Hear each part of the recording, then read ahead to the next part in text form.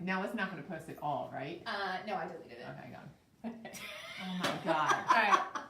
So, are we close enough? Are we both in the... You're both in the shot. Okay, so we'll give it a minute or two just to let the video start showing up. Are you nervous? I mean, it's not my favorite thing to do, but I'm not nervous about Well, it. thank you for doing this with me. You're welcome. How are we looking over there? We Everything's one good? viewer. Okay. Everything's good, yeah. Okay, so we're starting. Okay, so what? Oh, look, there's Ariana. She's here to she can watch you. Okay, so we will go ahead and get started and let people join us because we will record it and post it, and most of our views end up coming after the live shot anyway. So, All right. So I'm Karen Cooper. I'm the founder of Empowering Women in Real Estate, and I'm here with my friend Chrisie Got, who's an agent with my team, Platinum Group Real Estate Team, and we are both affiliated with Pearson Smith Realty in Northern Virginia. So I wanted to talk to Chrisie today because I get lots of questions about how to build your business. And what do you do when your business is slow? How do you get started? And one of the things that advice I've given a lot, and I wrote about this morning, is working with rentals. And Chrisie has done this better than I think anybody that I know. So I thought you would be a really good person to talk about what you did to get started with rentals in your business and how you've turned that into a good buyer and seller business now. So tell us how long ago you got in business, what got you started, what did you do beforehand, all that good stuff. So I started working June of 2012.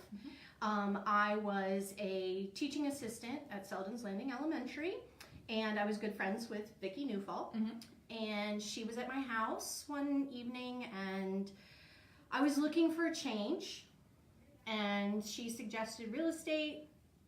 Got out my notepad. I had the pros and the cons column going. Tell me everything, the good, bad, and the ugly. And she just talked to me about it, and was just something that was probably towards the fall, winter months. I took the class and did not renew my contract with LCPS and started working pretty much as soon as school got out. And partnered up with you with especially the rental listings and started going from there. So June of 2012. Awesome. So that is what, 6 years now, right? Right? Is that 6 years? Yeah. It's probably been 5.5. So let's talk a little bit about one of the things, and I tell your story a lot with this one particular listing. So how many rentals did you do when you first got started in what, like your first few months? 6 months. So in the first 6 months, from June of 2012 until end of December in 2012, I did a total of 25 rental transactions. Wow. And then I also had a listing and 2 buyers. Now those didn't come to fruition until early 2013, but I had started working with them. And a lot of those came from one listing. Yes. And it was a very unique property. It was definitely a property, would not necessarily appeal to the masses. Yep. However, the price point was so good that we got lots and lots of calls for it. Yes. And so what I did was I reached out to a lot of the other rental listings in that area, especially if they were vacant, and just said, may I have permission to show it whenever? And they said yes. And so I would go with those listings to meet the potential renter, and they would kind of go, yeah, I don't think this is going to work for me. Yep. And I'd say, oh, well, I can go right now and show you these additional, rentals if you have time. And that's kind of how a lot of them came So I love how you did that. And what Chrisie did, that works really well even when you're working with buyers. But the listing was a listing of mine. It was very, very unique. But super good price point. And so I just passed every rental lead that came in immediately to Chrisie. You were so good in being so prepared because you knew it was not going to work for everyone. Correct. And so you were ready and prepared. So when they had the objection, you could immediately offer them other properties. And I think a lot of agents don't do that. And it was great because I had already pre-set up that it was okay to go and show. And then that way there was not a day's lag or a 2 days lag. We could literally leave one place and go to two or three other places. Perfect. And so that was very advantageous. Good. So you did that really well, and so that helped you to get a lot of those rentals. You closed 25 rentals, which is huge. So tell us about, obviously it's great that you close that many rentals, and it's nice you get a little money in your pocket. You're learning how to How to show a house. Learning how to show a house, learning how to follow up with people, learning how to do paperwork, learning how to relate to other agents. So there's a lot of things that you learn in that. But then what did you do after the transaction to take those people and turn them into viable parts of your database? Well, the biggest thing I think is keeping in touch with them throughout the year. They are clients, and they are potential buyers and referrers. Yes. And so definitely keeping in touch with them. One of the things I still do is when we first sign a lease, I put in my spreadsheet to reach out to them when they're 9 months in. So they have about 3 more months. And just kind of say, are you happy where you are? Do you want to stay in this rental? Do you want to look for another rental that might fit your needs better? Do you want to talk to a lender and explore the possibility of buying? And that's always good because they're starting to contemplate, what am I going to do? Am I going to stay? Am I going to go? Am I going to buy? And so it's a good time to touch base with them. Okay, and so that's the primary time when you're having the conversation about buying, is when you're doing that follow-up towards the end of the lease. Well, sometimes, I mean, if they know, like a couple of the people, if they're coming in from out of state and they're just, when you're showing them houses that they want to just rent for a year to get a lay of the land and kind of figure out where they want to settle, then you've already had that conversation. But 9 months into it is a great time to touch back and say, here's some lenders for you to talk to. Have you explored what area? Do you know what price point you're comfortable with? And just kind of starting the ball rolling on that. I think it's really good that you do that, because that's another point where I think a lot of agents will fall short, because there's this expectation of, well, they'll call me, but you can't necessarily rely on them to call you, right? I think there's a big misconception amongst consumers about the role of realtors in the rental transaction, and that obviously varies by state. I know that there's lots of places where they don't do rentals at all with realtors. In Virginia, where we are, you can, and it doesn't cost the tenant any money, so that's always something that's good to point out. And a lot of people coming from out of state don't know that. Yes, so you want to educate them on that. You can show them multiple properties, not just your listing, so that's another thing that it's important to let them know. But having that follow-up, I think, is really good, because they may not necessarily think to call you. They may just think of you as the rental agent, not as somebody who can help them to buy. So having that intentional follow-up is really, really good. So that follow-up, and I've seen you do your pop buys and your Christmas gifts. Talk a minute about how you keep in touch. So you close the rental. We know that you follow up with them again 3 months before their lease ends, but what are you doing to touch base with them in the meantime? Well, even in between, all year round, they're part of my full marketing package, just as any past client is, or a potential client. So they're part of my postcard mailing and my email drawings and the pop buys, and I'll stop in or see if they want to have coffee, or just touch base with them. So you're following up with and I think this is a great distinction. You don't distinguish, basically. You treat them the same as you do a buyer client or a seller client. Some of my rental clients are some of my best referrers. Yes. So they may not be ready to buy, but they have friends and coworkers who are ready to buy. And if you, one of my renters early on, I think 2013, he is a chef, and he said realtors would come into his restaurant all the time and give him his card. But when he wanted to move from Maryland to Northern Virginia, and he said, I want to rent for a year, nobody called him back. Nobody called him back. And so, I spent a lot of time really listening to him to find out what he and his wife were looking for. Commute was huge for him, so found him a great rental. And when his lease was up, he used me to purchase his home. Yep, exactly. And that's how it works, because you're right. We hear that a lot. I'll hear that when I'll have a rental listing and people will call in and they can't get people to call them back, and agents aren't necessarily helpful. And rentals are difficult. I mean, let's face it. I mean, It's a lot of work for not a lot of return money. necessarily. But yet, you have to think, rentals, the way I look at rentals, are the long game. yes, They're the long game. absolutely. So you want to take that renter, my very, very first lease in 2012. Very first lease.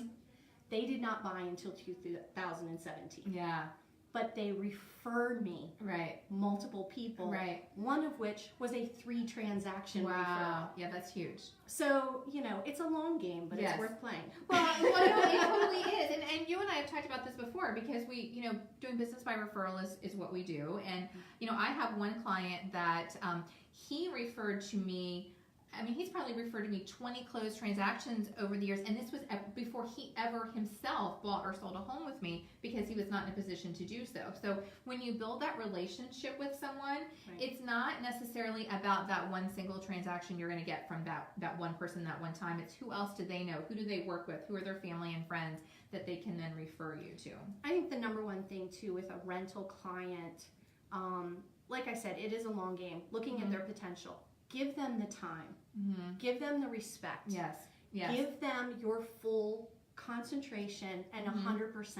Yes. And really listen to what they need and Right. what they want, just like you do your buyers. Yeah. And when you find you work with them and you're patient with them, and they remember that. Yes. They And do. that has a payoff. So let's talk about the payoff. So we were calculating some numbers, right? And so you've been in business now basically 5.5 years, because you started in June. June 2012. And you've had 12 renters that have closed as buyers. Or a listing. So I was representing the renter in a townhouse, and then he was kind of impressed with the professionalism. I did, all the things. And so when it was time to relist, when that tenant's lease was up, he reached out to me to relist it. Wow. I represented the tenant. Yeah. And then he sold last year. Yeah, there you go. So that's, if you think about it, you are averaging 2 buy or sell transactions per year just from this renter pool, right? From these people that you have developed relationships with. It's a great resource to reach out for referrals, to build your database. Yeah. I mean, who doesn't want an extra 2 transactions a year? So Exactly.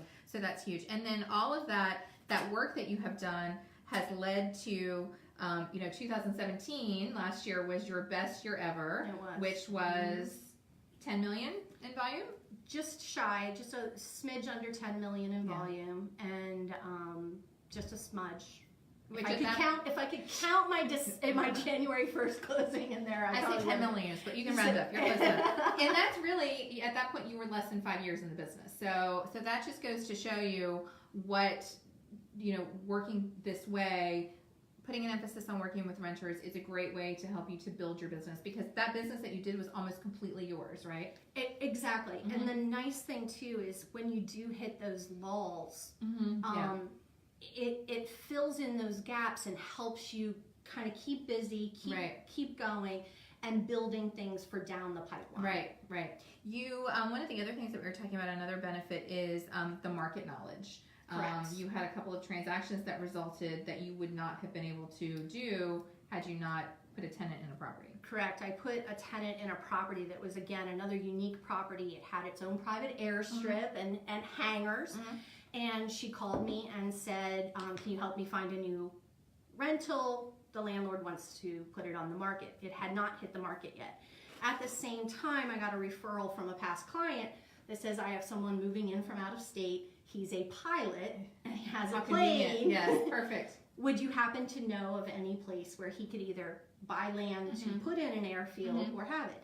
And it just so happened that this renter told me about this, so I knew of one property, and the property beside it was also on the market, had access. and had full egress and use of the landing strip. So when I was able to call this client in North Carolina and say, well, yes, I do have 2 properties that I can show you that have hangars and an airstrip. Right. It sealed the deal. Well, and probably I'm pretty sure that I think those are like the only 2 in our area that have that capability. So can you imagine any other agent gets that call from that client, is befuddled as to how to help them, and you had direct, immediate knowledge that resulted from the rental relationship that you had. Correct. And being able to say, I've walked this property. So you knew. I knew details about it. Which And is so huge. it is great to help with that. One of the things, so if you're thinking about, you want to get into working with renters, one of the things that I recommend, and it's what we did in the beginning, when you're brand new, you don't have a listing yourself. So partner with a listing agent. If you, and I've told this to many people, an agent in your brokerage, even if it's an agent who's not in your brokerage, if go in your MLS system, search for rental listings. If there's a rental listing that's near your home, it's in your neighborhood, call the agent and say, hey, I'm not sure. I just want to let you know I happen to live here. If you ever need help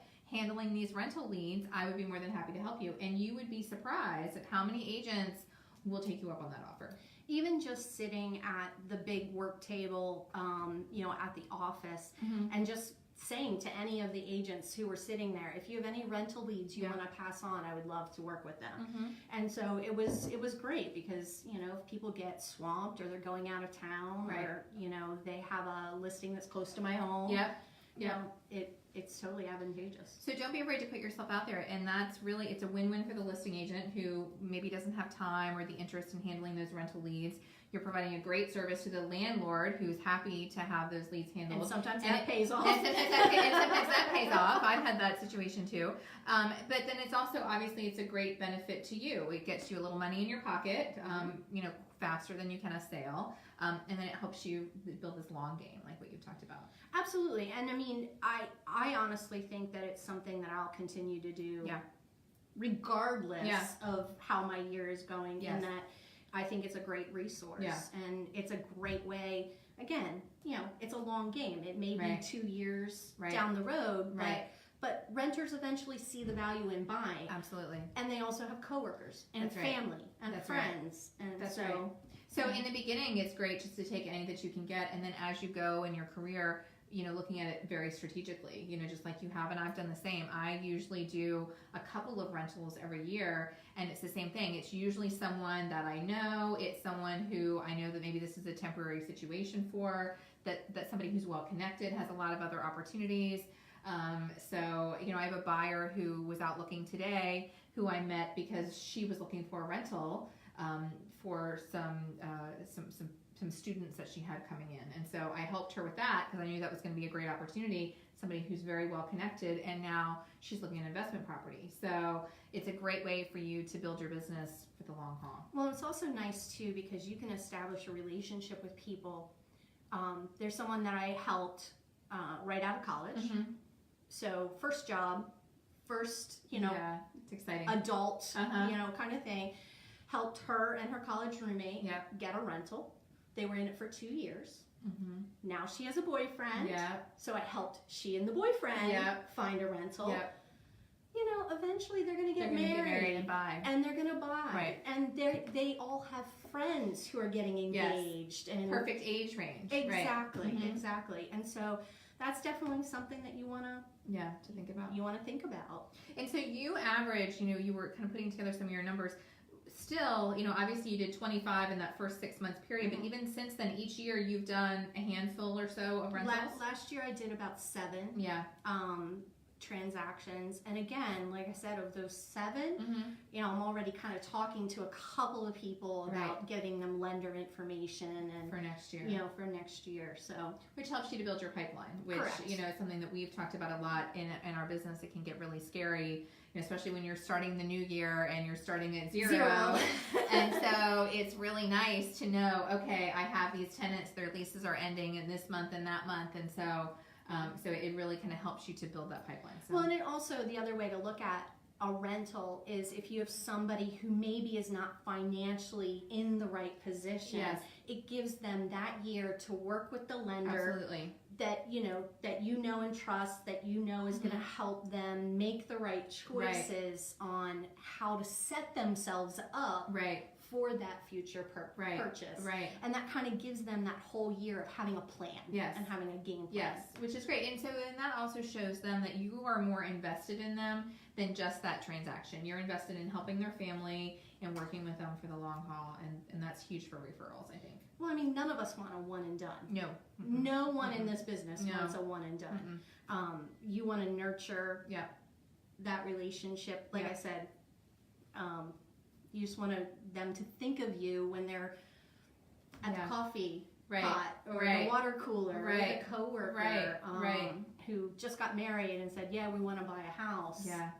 You want to be their go-to. Absolutely, and this is a great way to do it. I think that you and I have hit just about all of the points that we had talked about that we wanted to share. Was there anything else that you wanted to share about what has worked well for you? Like I said, I think the number one thing that a lot of renters, when they do get frustrated, is that they don't feel like they are given the time and the respect because you quote unquote won't get as much for it. Right. And I think that leads them to have a little bit of a negative taste. And so when they have a positive experience, like I said, some of my renters are some of my best referrers. Yeah, they're very loyal. And so, showing them that you care and you want to find the right house for them, even though beyond the commission check. Beyond the commission check is huge. It's huge. Melissa, do we have anybody pop on with any questions while we've been live? Okay, good. All right, perfect. So I think that wraps up our talk for today. So what we'll do is we will download this and post it to the group, so you'll be able to watch it later if you are not able to catch the whole thing live. And thank you for doing this with me. Thank you for having me. Have a great rest of your day.